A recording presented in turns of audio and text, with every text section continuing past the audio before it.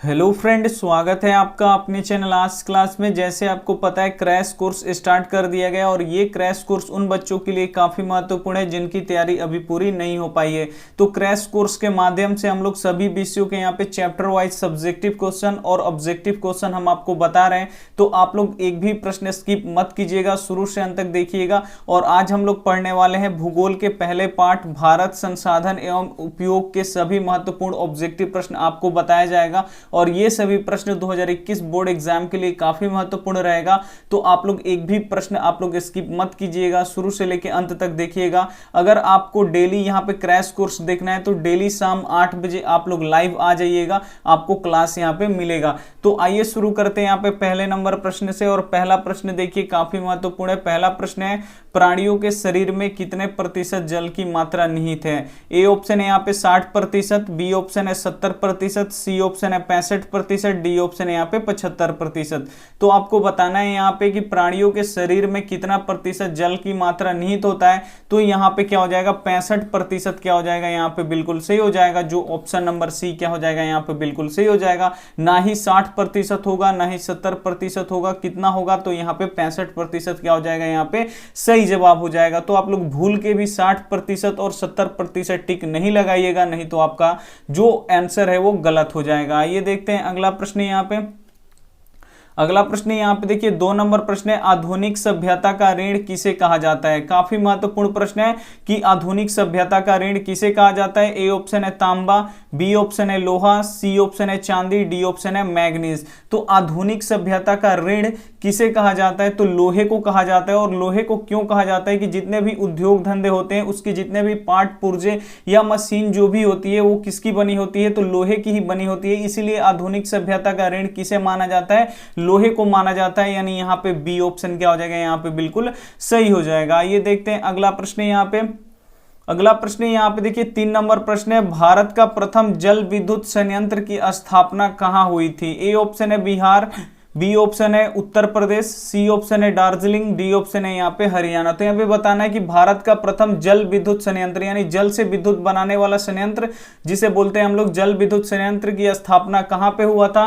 तो ये दार्जिलिंग में हुआ था। यानी यहाँ पे क्या हो जाएगा, सी ऑप्शन क्या हो जाएगा, यहाँ पे बिल्कुल सही हो जाएगा। अगर आपको वीडियो अच्छी लग रही हो तो प्लीज आप लोग वीडियो को लाइक कर दीजिए। और आपसे हाथ जोड़ के गुजारिश है कि आप लोग वीडियो को शुरू से अंत तक देखिए। अगर शुरू से अंत तक देखिएगा तो आप लोग 40 प्रश्न देखिए और 40 प्रश्न आपको यहीं पे याद हो जाएंगे, ताकि जब आपको 40 प्रश्न याद होंगे तो आपकी तैयारी बहुत ही अच्छी हो जाएगी। और जब आप बोर्ड एग्जाम में जाइएगा परीक्षा देने तो आपसे एक भी प्रश्न नहीं छूटेगा, ये हमारा गारंटी है। तो बस आप लोग क्रैश कोर्स को देखते रहिए। क्रैश कोर्स कब देखना है आपको, तो 8 बजे शाम में, ये लिख के रख लीजिए समय। यहाँ पे आपको आना है, 8 बजे यूट्यूब खोलना है, वहां पे लाइव चलेगा हमारा क्लास। तो वहां से आप लोग बिल्कुल देख सकते हैं, नोटिफिकेशन भी जाता है। आइए देखते हैं अगला प्रश्न यहाँ पे।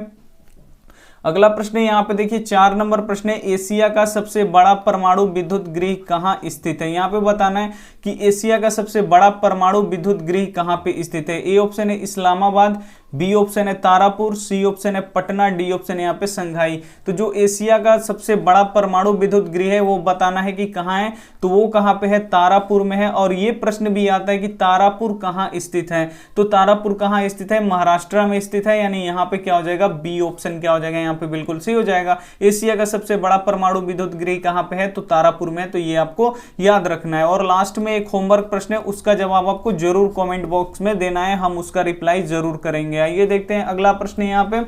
अगला प्रश्न यहाँ पे देखिए 5 नंबर प्रश्न है, किसी देश के आर्थिक विकास का ऋण क्या होता है? यहाँ पे बताना है कि किसी देश के आर्थिक विकास का ऋण क्या होता है। ए ऑप्शन है यहाँ पे संसाधन, बी ऑप्शन है ऊर्जा, सी ऑप्शन है खनिज, डी ऑप्शन है यहाँ पे जल। तो यहाँ पे बताना है किसी देश के आर्थिक विकास का ऋण क्या होता है, तो वो होता है संसाधन, क्योंकि देश को चलाने के लिए संसाधन की बहुत ही ज्यादा आवश्यक होती है। यानी यहाँ पे ए ऑप्शन क्या हो जाएगा, यहाँ पे बिल्कुल सही हो जाएगा। तो ये दोनों प्रश्न काफी महत्वपूर्ण है आपके बोर्ड एग्जाम के लिए कि किसी देश के आर्थिक विकास का ऋण क्या है, तो वो संसाधन है। तो ये आपको याद रखना है। आइए देखते हैं अगला प्रश्न यहाँ पे। अगला प्रश्न यहाँ पे देखिए 6 नंबर प्रश्न है, सौर ऊर्जा निम्न में से कौन सा संसाधन है? यहाँ पे बताना है कि जो सौर ऊर्जा है वो कौन सा संसाधन है। ए ऑप्शन है यहाँ पे अनवीकरणीय, बी ऑप्शन है यहाँ पे नवीकरणीय, सी ऑप्शन है जैव, डी ऑप्शन है यहाँ पे चक्रीय। है। तो जो सौर ऊर्जा होता है वो क्या होता है, यहाँ पे नवीकरणीय संसाधन होता है, ये कभी खत्म नहीं होने वाला है, इसलिए ये कौन सा संसाधन होगा, तो ये नवीकरणीय संसाधन होगा। और जो संसाधन आगे चल के समाप्त हो जाएंगे उसे हम लोग अनवीकरणीय संसाधन कहते हैं। जैसे यहाँ पे कोयला हो गया, पेट्रोलियम हो गया, प्राकृतिक गैस हो गया, ये आने वाले समय में क्या हो जाएगा, ये खत्म हो जाएगा। और जो यहाँ पे सौर ऊर्जा है, पवन ऊर्जा है, ये कभी भी समाप्त नहीं होगा, ये पृथ्वी के साथ ही समाप्त होगा। तो ये जो है वो नवीकरणीय होगा, और जो समाप्त होने वाला है जिसका भंडारण सीमित है वो होता है अनवीकरणीय। तो ये आपको यहाँ पे पता होना चाहिए। आपको यहाँ पे बताना है कि जो लकड़ी है वो यहाँ पे नवीकरणीय है कि अनवीकरणीय है। यहाँ पे आपको हमको बताना है कि जो लकड़ी होता है वो नवीकरणीय है कि अनवीकरणीय है। आप लोग हमें कमेंट कर दीजिए, हम यहाँ पे आपका नाम लेते हैं कि जो लकड़ी है वो नवीकरणीय है कि अनवीकरणीय है। आइए देखते हैं अगला प्रश्न यहाँ पे 7 नंबर प्रश्न यहाँ पे देखिए, नर्मदा बचाओ आंदोलन किसने चलाया था। जो नर्मदा बचाओ आंदोलन है वो किसने चलाया था, और ये प्रश्न काफी महत्वपूर्ण है कि जो नर्मदा बचाओ आंदोलन है वो किसने चलाया था। ए ऑप्शन है मेधा पाटेकर, बी ऑप्शन है संदीप पांडे, सी ऑप्शन है यहाँ पे अन्ना हजारे, डी ऑप्शन है यहाँ पे अरविंद केजरीवाल। तो यहाँ पे बताना है आपको कि जो नर्मदा बचाओ आंदोलन है वो किसने चलाया था। तो नर्मदा बचाओ आंदोलन मेधा पाटकर ने चलाया था, यानी यहाँ पे क्या हो जाएगा, ए ऑप्शन क्या हो जाएगा, यहाँ पे बिल्कुल सही हो जाएगा। इसके बाद एक पूछता है कि नर्मदा क्या है, ये भी प्रश्न में आया है कि नर्मदा क्या है। तो नर्मदा क्या है, नर्मदा एक नदी का नाम है, यानी नर्मदा एक क्या है, नदी है। तो ये अगर आए कि नर्मदा क्या है, तो नर्मदा एक नदी है। नर्मदा बचाओ आंदोलन से कौन जुड़ा है, तो मेधा पाटेकर जी हैं, यानी यहाँ पे ए ऑप्शन क्या हो जाएगा, यहाँ पे बिल्कुल सही हो जाएगा। ये देखते हैं अगला प्रश्न यहाँ पे।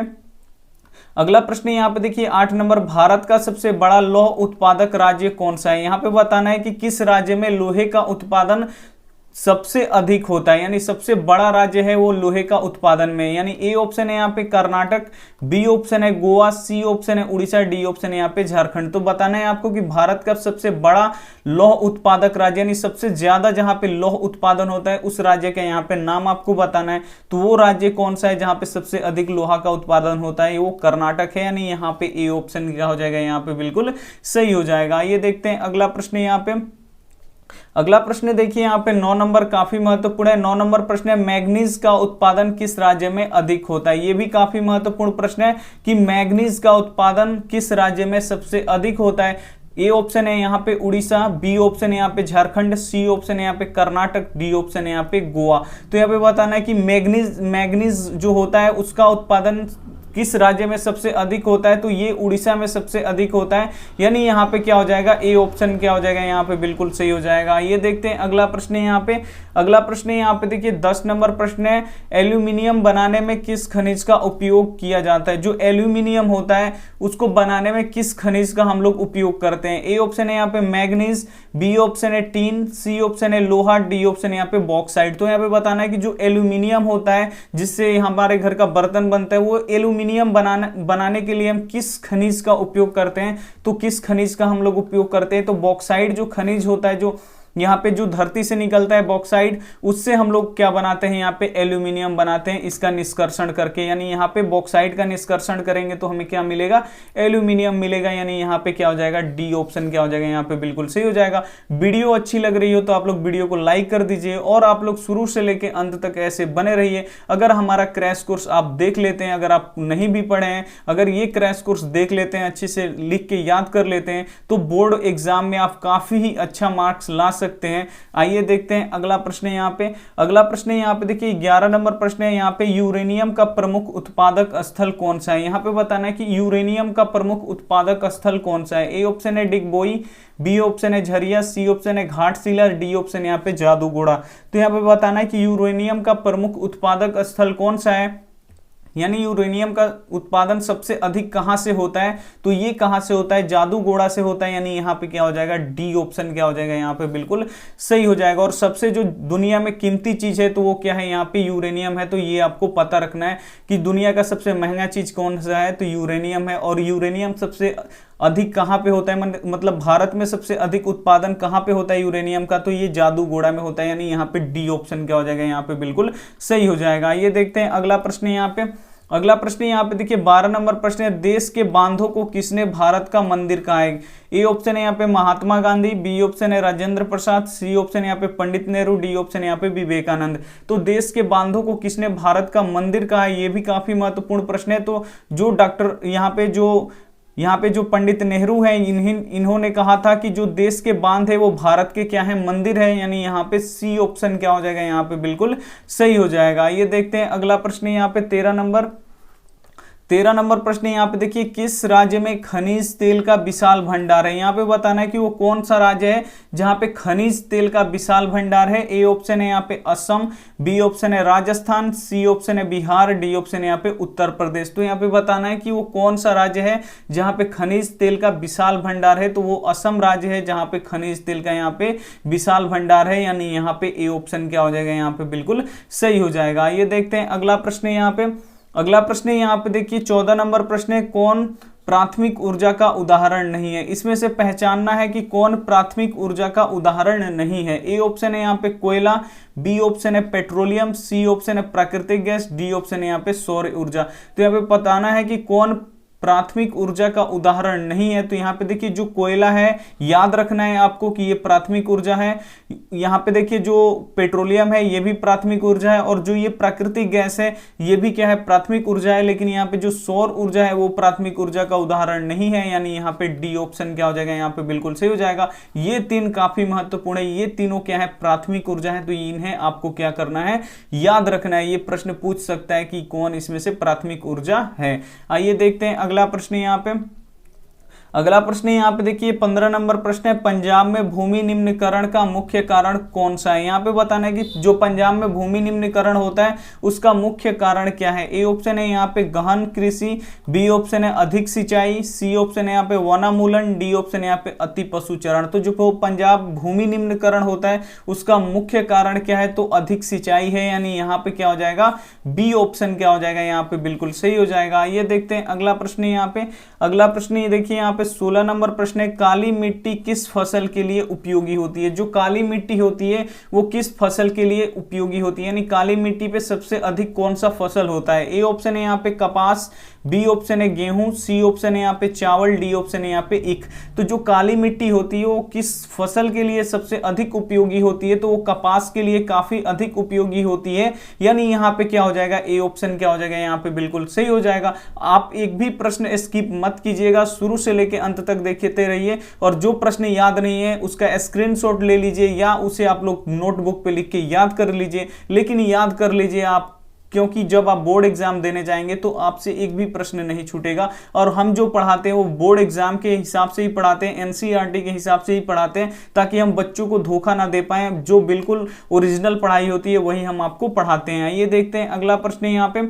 अगला प्रश्न देखिए यहाँ पे 17 नंबर प्रश्न है, यहाँ पे विश्व पर्यावरण दिवस किस दिन को मनाया जाता है? जो विश्व पर्यावरण दिवस होता है वो किस दिन को मनाया जाता है? ए ऑप्शन है यहाँ पे 5 जनवरी, बी ऑप्शन है यहाँ पे 5 अगस्त को, सी ऑप्शन है यहाँ पे 5 जून को, डी ऑप्शन है यहाँ पे 5 अप्रैल को। तो आपको बताना है कि जो विश्व पर्यावरण दिवस होता है वो किस दिन मनाया जाता है। तो विश्व पर्यावरण दिवस यहाँ पे 5 जून को मनाया जाता है, यानी यहाँ पे क्या हो जाएगा, सी ऑप्शन क्या हो जाएगा, यहाँ पे बिल्कुल सही हो जाएगा। ये देखते हैं अगला प्रश्न यहाँ पे।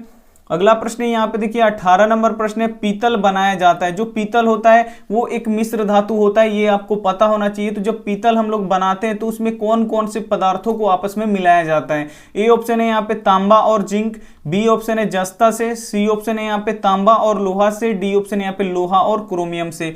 तो यहाँ पे बताना है कि जो पीतल होता है, एक पीतल क्या है, तो सबसे पहले आपको पता होना चाहिए कि पीतल एक मिश्र धातु है। तो वो किन किन दो धातुओं का वो मिश्रण होता है? तो ये होता है तांबा और जिंक का, ये क्या होता है, मिश्रण होता है। तांबा और जिंक को मिला करके ही हम लोग क्या बनाते हैं, पीतल बनाते हैं, यानी यहाँ पे ए ऑप्शन क्या हो जाएगा, यहाँ पे बिल्कुल सही हो जाएगा। ये देखते हैं अगला प्रश्न यहाँ पे। अगला प्रश्न देखिए यहाँ पे 19 नंबर प्रश्न है, सीमेंट उद्योग का सबसे प्रमुख कच्चा माल क्या है? इसमें से बताना है कि सीमेंट उद्योग का प्रमुख कच्चा माल क्या है? ए ऑप्शन है यहाँ पे चूना पत्थर, बी ऑप्शन है ग्रेनाइट, सी ऑप्शन है लोहा, डी ऑप्शन है यहाँ पे कली चूना। तो यहाँ पे बताना है कि जो सीमेंट उद्योग होता है उसका सबसे प्रमुख कच्चा माल क्या होता है? तो ये चूना पत्थर होता है, यानी यहाँ पे क्या हो जाएगा, ए ऑप्शन क्या हो जाएगा, यहाँ पे बिल्कुल सही हो जाएगा। और ये प्रश्न काफी ही महत्वपूर्ण है आपके बोर्ड एग्जाम के लिए। आइए देखते हैं अगला प्रश्न यहाँ पे।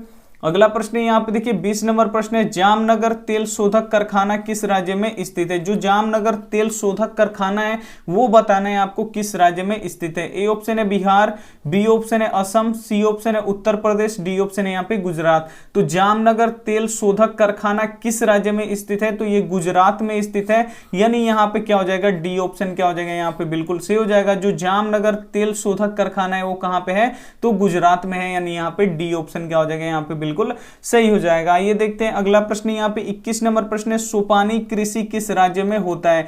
यहाँ पे ए ऑप्शन है हरियाणा, बी ऑप्शन है पंजाब, सी ऑप्शन है यहाँ पे उत्तराखंड, डी ऑप्शन है यहाँ पे बिहार। तो जो सोपानी कृषि होता है वो पहाड़ी इलाकों में ही होता है। तो सोपानी कृषि पूछ रहा है कि किस राज्य में होता है, तो सोपानी कृषि होता है वो जो उत्तराखंड में होता है, यानी यहाँ पे क्या हो जाएगा, सी ऑप्शन क्या हो जाएगा, यहाँ पे बिल्कुल सही हो जाएगा। ये देखते हैं अगला प्रश्न यहाँ पे। अगला प्रश्न यहाँ पे देखिए 22 नंबर प्रश्न है, बहुत बड़े क्षेत्र में जल की उपस्थिति के कारण पृथ्वी को क्या कहा जाता है। यहाँ पे बताना है कि बहुत बड़े क्षेत्र में जल की उपस्थिति के कारण जो पृथ्वी है उसे किस नाम से हम लोग जाना जाते हैं। ए ऑप्शन है यहाँ पे उजला ग्रह, बी ऑप्शन है यहाँ पे पीला ग्रह, सी ऑप्शन है यहाँ पे नीला ग्रह, डी ऑप्शन है यहाँ पे लाल ग्रह। तो पृथ्वी पे यानी पृथ्वी जो है हमारी उस पे 70% जल है और 30% भूमि है। तो यानी सबसे ज्यादा यहाँ पे जल है और जल की उपस्थिति के कारण पृथ्वी कैसी दिखाई देती है, तो पृथ्वी कैसी दिखाई देती है, नीली दिखाई देती है, इसीलिए जो पृथ्वी है उसे हम लोग नीला ग्रह भी बोलते हैं, यानी यहाँ पे सी ऑप्शन क्या हो जाएगा, यहाँ पे बिल्कुल सही हो जाएगा। ये देखते हैं अगला प्रश्न यहाँ पे। अगला प्रश्न देख लीजिए यहाँ पे 23 नंबर प्रश्न है, कोयला का सबसे अच्छा किस्म कौन सा है। यहाँ पे बताना है कि कोयला का सबसे अच्छा किस्म कौन सा है। ए ऑप्शन है एंथ्रोसाइड, बी ऑप्शन है बिटुमिनस, सी ऑप्शन है यहाँ पे लिग्नाइट, डी ऑप्शन है यहाँ पे पीट। तो यहाँ पे बताना है कि जो कोयला होता है वो कोयला में सबसे अच्छा किस्म कौन सा होता है। तो कोयले का सबसे अच्छा किस्म कौन सा होता है, एंथ्रोसाइड होता है, और सबसे बेकार किस्म कौन सा होता है, तो वो होता है पीट। तो ये दोनों प्रश्न आपको याद रखना है, कोई भी प्रश्न आपसे पूछ सकता है और पूछता है कि कोयले का कितना प्रकार होता है। तो कोयले यहाँ पे 4 प्रकार के होते हैं, कौन कौन, तो यहाँ पे एंथ्रोसाइड, दूसरा होता है बिटुमिनस, तीसरा होता है लिग्नाइट, चौथा होता है पीट। जो सबसे अच्छा कोयला होता है एंथ्रोसाइड होता है, उसके बाद जो होता है वो बिटुमिनस होता है, और तीसरा जो अच्छा कोयला होता है वो लिग्नाइट होता है, और जो सबसे बेकार कोयला होता है वो होता है यहाँ पे पीट कोयला। तो ये भी पूछ सकता है कोयले का सबसे बेकार किस्म कौन सा होता है, तो वो पीट होता है, और कोयले का सबसे अच्छा किस्म यानी सर्वोत्तम किस्म कौन सा होता है, तो वो होता है एंथ्रोसाइड। तो यहाँ पे हमारा ए ऑप्शन क्या हो जाएगा, यहाँ पे बिल्कुल सही हो जाएगा, क्योंकि ये पूछ रहा है कोयले का सबसे अच्छा किस्म, तो सबसे अच्छा किस्म क्या हो जाएगा, यहाँ पे एंथ्रोसाइड हो जाएगा। ये देखते हैं अगला प्रश्न यहाँ पे। अगला प्रश्न यहाँ पे देखिए 24 नंबर प्रश्न है, मुंबई हाइक क्यों प्रसिद्ध है। जो मुंबई हाइक है वो क्यों प्रसिद्ध है। ए ऑप्शन है यहाँ पे कोयला के लिए, बी ऑप्शन है तेल शोधक कारखाना के लिए, सी ऑप्शन है यहाँ पे खनिज तेल के लिए, डी ऑप्शन है यहाँ पे परमाणु शक्ति के लिए। जो मुंबई हाइक है वो क्यों प्रसिद्ध है, तो मुंबई हाइक क्यों प्रसिद्ध है, तो यहाँ पे जो खनिज तेल के लिए ये क्या है, प्रसिद्ध है, यानी यहाँ पे सी ऑप्शन क्या हो जाएगा, यहाँ पे बिल्कुल सही हो जाएगा। ये देखते हैं अगला प्रश्न यहाँ पे। अगला प्रश्न यहाँ पे देखिए 25 नंबर प्रश्न है, प्राकृतिक गैस किस खनिज के साथ पाया जाता है। जो प्राकृतिक गैस होता है वो किस खनिज के साथ पाया जाता है, ये आपको बताना है। ए ऑप्शन है यहाँ पे यूरेनियम, बी ऑप्शन है यहाँ पे पेट्रोलियम, सी ऑप्शन है चूना पत्थर, डी ऑप्शन है कोयला। जो प्राकृतिक गैस होता है एलपीजी, तो वो किस खनिज के साथ पाया जाता है आपको बताना है, तो वो पेट्रोलियम के साथ पाया जाता है, यानी यहाँ पे क्या हो जाएगा, बी ऑप्शन क्या हो जाएगा, यहाँ पे बिल्कुल सही हो जाएगा। और यहाँ पे पूछता है एक प्रश्न की एलपीजी यानी जो लिक्विफाइड पेट्रोलियम गैस होता है उसका मुख्य घटक कौन सा होता है, तो मुख्य घटक कौन सा होता है, ब्यूटेन होता है, आपको ये पता होना चाहिए। और जो गोबर गैस होता है जिसे हम लोग बायोगैस भी बोलते हैं, तो गोबर गैस का मुख्य घटक कौन सा होता है, तो मीथेन होता है। तो साथ में आपको ये भी पता रहना चाहिए। आइए देखते हैं अगला प्रश्न यहाँ पे। अगला प्रश्न है यहाँ पे देखिए 26 नंबर प्रश्न है, भारत में किस मिट्टी का विस्तार सबसे अधिक है। यानी बताना है यहाँ पे कि भारत में कौन सी मिट्टी सबसे अधिक पाई जाती है। ए ऑप्शन है यहाँ पे काली मिट्टी, बी ऑप्शन है जलोढ़ मिट्टी, सी ऑप्शन है बलुई मिट्टी, डी ऑप्शन है यहाँ पे पर्वतीय मिट्टी। तो यहाँ पे बताना है आपको कि जो भारत है उसमें कौन सी मिट्टी का विस्तार सबसे अधिक होता है। तो भारत में सबसे अधिक मिट्टी कौन सी पाई जाती है, तो वो जलोढ़ मिट्टी पाई जाती है, यानी यहाँ पे बी ऑप्शन क्या हो जाएगा, यहाँ पे बिल्कुल सही हो जाएगा। और सबसे जो उपजाऊ मिट्टी होती है ये ये भी प्रश्न आता है कि सबसे उपजाऊ मिट्टी कौन सी है, तो सबसे उपजाऊ मिट्टी कौन सी होती है, तो यहाँ पे जलोढ़ मिट्टी होती है, यानी यहाँ पे बी ऑप्शन क्या हो जाएगा, यहाँ पे बिल्कुल सही हो जाएगा। अगर ये पूछता कि सबसे उपजाऊ मिट्टी कौन है तो जलोढ़ है, और ये प्रश्न पूछ रहा है कि भारत में कौन सी मिट्टी सबसे अधिक पाई जाती है, तो वो जलोढ़ मिट्टी पाई जाती है। आइए देखते हैं अगला प्रश्न यहाँ पे 27 नंबर प्रश्न देखिए यहाँ पे, भारत के किस राज्य में कोयले का अधिक उत्पादन होता है। यहाँ पे बताना है कि भारत में किस राज्य में कोयले का उत्पादन सबसे अधिक होता है। ए ऑप्शन है बिहार, बी ऑप्शन है झारखंड, सी ऑप्शन है उत्तर प्रदेश, डी ऑप्शन है यहाँ पे पश्चिम बंगाल। तो ये पूछ रहा है प्रश्न कि भारत का वो कौन सा राज्य है जहां पे कोयले का उत्पादन सबसे अधिक होता है, तो जो झारखंड है वहां पे कोयले का यहाँ पे उत्पादन सबसे अधिक होता है, यानी यहाँ पे क्या हो जाएगा, बी ऑप्शन क्या हो जाएगा, यहाँ पे बिल्कुल सही हो जाएगा। झारखंड में जो झरिया क्षेत्र है वहां पे कोयला सबसे अधिक पाया जाता है, यानी यहाँ पे बी ऑप्शन क्या हो जाएगा, यहाँ पे बिल्कुल सही हो जाएगा। आइए देखते हैं अगला प्रश्न देखिए काफी महत्वपूर्ण है। अगला प्रश्न है काली मृदा का दूसरा नाम क्या है। यहाँ पे बताना है कि जो काली मिट्टी है उसका दूसरा नाम क्या है। ए ऑप्शन है यहाँ पे बलुई मिट्टी, बी ऑप्शन है रेगुन मिट्टी, सी ऑप्शन है लाल मिट्टी, डी ऑप्शन है यहाँ पे पर्वतीय मिट्टी। तो यहाँ पे बताना है कि जो काली मिट्टी होती है उसका दूसरा नाम क्या होता है, तो काली मिट्टी का दूसरा नाम क्या होता है, रेगुन मिट्टी होता है, यानी यहाँ पे बी ऑप्शन क्या हो जाएगा, यहाँ पे बिल्कुल सही हो जाएगा। और काली मिट्टी किस फसल के लिए अधिक उपयोगी होता है, तो ये किस फसल के लिए अधिक उपयोगी होता है, तो ये कपास के लिए अधिक उपयोगी होता है। तो ये भी आपको साथ में पता होना चाहिए। आइए देखते हैं अगला प्रश्न यहाँ पे देखिए 29 नंबर प्रश्न है। यहाँ पे किस राज्य में वनों का विस्तार अधिक है। यहाँ पे बताना है कि किस राज्य में वन सबसे अधिक पाए जाते हैं। ए ऑप्शन है उत्तर प्रदेश, बी ऑप्शन है हरियाणा, सी ऑप्शन है मध्य प्रदेश, डी ऑप्शन है यहाँ पे बिहार। तो किस राज्य में वनों का विस्तार अधिक पाया जाता है, तो जो यहाँ पे मध्य प्रदेश है वहां वनों का विस्तार सबसे अधिक होता है, यानी यहाँ पे क्या हो जाएगा, सी ऑप्शन क्या हो जाएगा, यहाँ पे बिल्कुल सही हो जाएगा। अगर ये प्रश्न रहता है कि किस राज्य में वनों का विस्तार सबसे कम है, तो वो हो जाता है यहाँ पे हरियाणा। लेकिन यहाँ पे देख सकते हैं आप अधिक पूछा है, तो अधिक वाला क्या हो जाएगा, किस राज्य में वनों का विस्तार अधिक है, तो वो मध्य प्रदेश यहाँ पे क्या हो जाएगा, यहाँ पे बिल्कुल सही हो जाएगा। ये देखते हैं अगला प्रश्न यहाँ पे देखिए 30 नंबर प्रश्न है, भारत का सबसे बड़ा बंदरगाह कहाँ है। जो भारत का सबसे बड़ा बंदरगाह है वो बताना है कि कहाँ पे बंदरगाह, कहाँ पे क्या होता है बंदरगाह, तो जहाँ पे जो पानी वाली जहाज होती है जहाँ पे वो आके रुकती है उसी जगह को बंदरगाह बोला जाता है। और बताना है कि वो एक स्टेशन की तरह होता है। तो यहाँ पे बताना है कि जो भारत का सबसे बड़ा बंदरगाह है वो कहाँ है। ए ऑप्शन है यहाँ पे मुंबई में, बी ऑप्शन है चेन्नई में, सी ऑप्शन है कोलकाता में, डी ऑप्शन है यहाँ पे कांडला में। तो भारत का सबसे बड़ा बंदरगाह कहां पे है, तो मुंबई में है, जो मुंबई बंदरगाह के नाम से जाना जाता है, यानी यहां पे ए ऑप्शन क्या हो जाएगा, यहां पे बिल्कुल सही हो जाएगा। वीडियो अच्छी लग रही हो तो वीडियो को आप लोग जरूर लाइक कर दीजिए। चैनल को अभी तक आप सब्सक्राइब नहीं किए हैं तो चैनल को आप लोग प्लीज सब्सक्राइब कर लीजिएगा। अपने दोस्तों से भी बोलिएगा सब्सक्राइब करने के लिए। आइए देखते हैं अगला प्रश्न यहाँ पे देखिए 31 नंबर प्रश्न है, सर्वाधिक वर्षा होता है। यहाँ पे बताना है कि सर्वाधिक वर्षा कहां पे होता है। ए ऑप्शन है यहाँ पे पूर्णिया, बी ऑप्शन है चेरापूंजी, सी ऑप्शन है यहाँ पे कोंची, डी ऑप्शन है यहाँ पे माउंट राम। तो यहाँ पे बताना है कि सर्वाधिक वर्षा यानी सबसे अधिक वर्षा भारत में कहां पे होता है, ये आपको पता होना चाहिए। और ये बोर्ड एग्जाम के लिए काफी महत्वपूर्ण प्रश्न है कि सर्वाधिक वर्षा यानी सबसे अधिक वर्षा कहां पे होता है, तो मानसिंह राम में होता है, यानी यहाँ पे ये मेघालय में है मानसिंह राम। तो ये भी आपको पता होना चाहिए। ये भी पूछता है कि मानसिंह राम कहां पे है, तो मानसिंह राम कहां पे है, मेघालय में स्थित है। और सबसे अधिक वर्षा कहां पे भी होता है, मेघालय में ही होता है। जहां कहां पे, मेघालय में, तो मानसिंह राम में। और ये भी प्रश्न आता है कि सबसे कम वर्षा कहां पे होता है भारत में, तो लेह लद्दाख में सबसे कम वर्षा होता है। यानी यहाँ पे पूछ रहा है कि सर्वाधिक वर्षा कहां पे होता है, तो मानसिंह राम यहाँ पे क्या हो जाएगा, बिल्कुल सही हो जाएगा। ये देखते हैं अगला प्रश्न यहाँ पे 32 नंबर देखिए, टैक्सोल का उपयोग होता है। जो टैक्सोल होता है इसका उपयोग हम लोग किस बीमारी में उपयोग करते हैं। ए ऑप्शन है यहाँ पे मलेरिया में, बी ऑप्शन है एड्स में, सी ऑप्शन है कैंसर में, डी ऑप्शन है यहाँ पे टीबी के लिए। तो यहाँ पे देखिए जो टैक्सोल होता है उसका उपयोग हम किस इलाज में करते हैं, तो जो यहाँ पे कैंसर होता है इसके इलाज में टैक्सोल का उपयोग किया जाता है, यानी यहाँ पे सी ऑप्शन क्या हो जाएगा, यहाँ पे बिल्कुल सही हो जाएगा। जो कैंसर होता है बहुत ही भयानक बीमारी होता है, इसी कैंसर के इलाज में हम लोग टैक्सोल का उपयोग करते हैं, यानी यहाँ पे सी ऑप्शन क्या हो जाएगा, यहाँ पे बिल्कुल सही हो जाएगा। ये देखते हैं अगला प्रश्न यहाँ पे 33 नंबर देखिए, किसने कहा संसाधन होते नहीं बनते हैं। यहाँ पे आपको बताना है कि किसने कहा था कि जो संसाधन है वो होते नहीं बल्कि बनते हैं। ए ऑप्शन है यहाँ पे जिमरमैन, बी ऑप्शन है महात्मा गांधी, सी ऑप्शन है संदीप पांडे, डी ऑप्शन है यहाँ पे जवाहरलाल नेहरू। तो किसने कहा था संसाधन होते नहीं है बनते हैं, तो ये जिमर जी ने कहा था, जिमरमैन ने, यानी यहाँ पे ए ऑप्शन क्या हो जाएगा यहाँ पे बिल्कुल सही हो जाएगा। ये देखते हैं अगला प्रश्न यहाँ पे।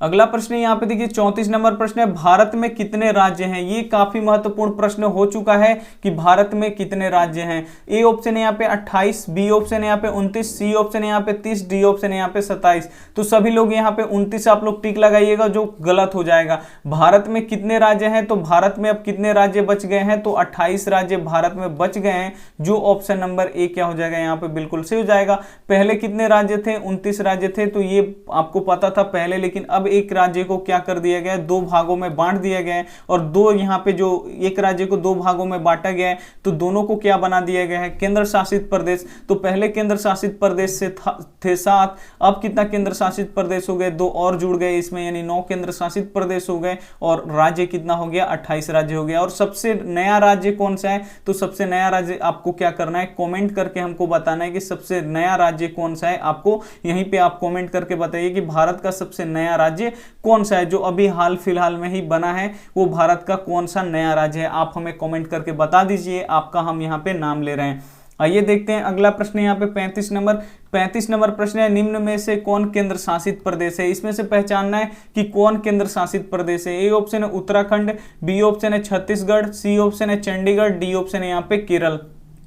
तो यहाँ पे आपको बताना है कि कौन केंद्र शासित प्रदेश है। तो यहाँ पे देखिए उत्तराखंड राज्य है, छत्तीसगढ़ भी राज्य है, और केरल भी क्या है यहाँ पे राज्य है। लेकिन जो ये चंडीगढ़ है, ये क्या है यहाँ पे केंद्र शासित प्रदेश है। और चंडीगढ़ किस राज्य का यहाँ पे राजधानी है, तो पंजाब और हरियाणा दोनों का राजधानी कहाँ पे है, तो चंडीगढ़ है। तो ये भी आपको पता होना चाहिए कि दो ऐसे राज्य हैं जिनका राजधानी कहाँ पे है, चंडीगढ़ है। यानी यहाँ पे क्या हो जाएगा, सी ऑप्शन क्या हो जाएगा यहाँ पे बिल्कुल सही हो जाएगा। और जो चंडीगढ़ है वो क्या है यहाँ पे, चंडीगढ़ एक केंद्र शासित प्रदेश है, यानी यहाँ पे सी ऑप्शन क्या हो जाएगा यहाँ पे बिल्कुल सही हो जाएगा। ये देखते हैं अगला प्रश्न यहाँ पे। अगला प्रश्न यहाँ पे देखिए 36 नंबर प्रश्न है, दक्षिण भारत की सबसे बड़ी नदी घाटी परियोजना कौन सी है। ए ऑप्शन है तुंगभद्रा, बी ऑप्शन है अमरावती, सी ऑप्शन है यहाँ पे चंबल, डी ऑप्शन है यहाँ पे हीराकुंड।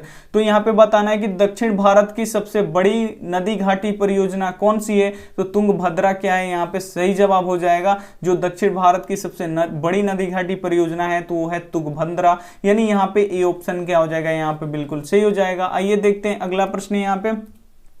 अगला प्रश्न यहाँ पे बताना है 37 नंबर, भारत का राष्ट्रीय पक्षी कौन सा है। प्रश्न देखने में आपको काफी आसान लग रहा है ये, लेकिन प्रश्न 9 से 10 बार पूछा गया है बोर्ड एग्जाम में कि भारत का राष्ट्रीय पक्षी कौन सा है। ए ऑप्शन है यहाँ पे कबूतर, बी ऑप्शन है यहाँ पे मयूर, सी ऑप्शन है यहाँ पे हंस, डी ऑप्शन है यहाँ पे तोता। तो भारत का राष्ट्रीय पक्षी कौन सा है, तो मयूर, जिसे हम लोग आम भाषा में मोर भी बोलते हैं, यानी यहाँ पे बी ऑप्शन क्या हो जाएगा यहाँ पे बिल्कुल सही हो जाएगा। ये छोटा प्रश्न है लेकिन बोर्ड एग्जाम में ये प्रश्न काफी बार रिपीट हुआ है। आइए देखते हैं अगला प्रश्न यहाँ पे 38 नंबर प्रश्न यहाँ पे देखिए, भारत का कान्हा राष्ट्रीय पार्क किसके लिए प्रसिद्ध है। जो भारत में कान्हा राष्ट्रीय पार्क है वो किसके लिए प्रसिद्ध है, आपको बताना है। ए ऑप्शन है शेर के लिए, बी ऑप्शन है बाघ के लिए, सी ऑप्शन है हिरण के लिए, डी ऑप्शन है यहाँ पे हाथी के लिए। तो भारत का जो कान्हा राष्ट्रीय पार्क है वो किसके लिए प्रसिद्ध है, तो वो बाघ के लिए प्रसिद्ध है, यानी यहाँ पे क्या हो जाएगा, बी ऑप्शन क्या हो जाएगा यहाँ पे बिल्कुल सही हो जाएगा। ये देखते हैं अगला प्रश्न यहाँ पे। अगला प्रश्न यहाँ पे देखिए 39 नंबर प्रश्न है, कौन सी मिट्टी सर्वाधिक उपजाऊ होती है। इसमें से बताना है कि वो कौन सी मिट्टी है जो सर्वाधिक उपजाऊ होती है। ए ऑप्शन है पर्वतीय मिट्टी, बी ऑप्शन है मरुस्थलीय मिट्टी, सी ऑप्शन है काली मिट्टी, डी ऑप्शन है यहाँ पे जलोढ़ मिट्टी। तो यहाँ पे बताना है कि कौन सी मिट्टी सर्वाधिक उपजाऊ होती है। तो जो जलोढ़ मिट्टी होती है बता भी चुके हैं, वो सर्वाधिक उपजाऊ होती है, और जलोढ़ मिट्टी भारत में सबसे अधिक पाया भी जाता है, यानी यहाँ पे जलोढ़ मिट्टी क्या हो जाएगा यहाँ पे बिल्कुल सही हो जाएगी। जो मिट्टी है वो सर्वाधिक उपजाऊ मिट्टी जलोढ़ मिट्टी ही है। और यहाँ पे जो मरुस्थलीय मिट्टी है, जो मरुस्थलीय मिट्टी है वो भारत में किस राज्य में पाया जाता है, तो ये राजस्थान में पाया जाता है, मरुस्थलीय मिट्टी है। ये देखते हैं अगला प्रश्न यहाँ पे। अगला प्रश्न और अंतिम प्रश्न है, ये भी काफी महत्वपूर्ण प्रश्न है, किस फसल को उजला सोना कहा जाता है। इसमें से बताना है कि वो कौन सा फसल है जिसे हम लोग उजला सोना भी कहते हैं। ए ऑप्शन है गन्ना, सी ऑप्शन है कपास, यहाँ पे बी ऑप्शन है कपास, सी ऑप्शन है जूट, डी ऑप्शन है यहाँ पे चाय। तो किस फसल को उजला सोना कहा जाता है? तो जो कपास होता है उसे हम लोग उजला सोना कहा जाता है, यानी यहाँ पे बी ऑप्शन क्या हो जाएगा, यहाँ पे बिल्कुल सही हो जाएगा। और ये रहा आपका होमवर्क प्रश्न, इसका जवाब आपको कमेंट बॉक्स में देना है। पता है आप में से कितने बच्चे अभी वीडियो को लाइक नहीं किए हैं, तो आप लोग क्या कीजिए, हम आपके लिए इतना मेहनत करते हैं तो आप लोग भी क्या कीजिए, वीडियो को प्लीज लाइक कर दीजिए। लाइक करने से कोई भी आपके पैसे नहीं लगते हैं, सब्सक्राइब करने से भी कोई आपके पैसे नहीं लगते हैं, तो प्लीज करके आप लोग वीडियो को लाइक कर दीजिएगा।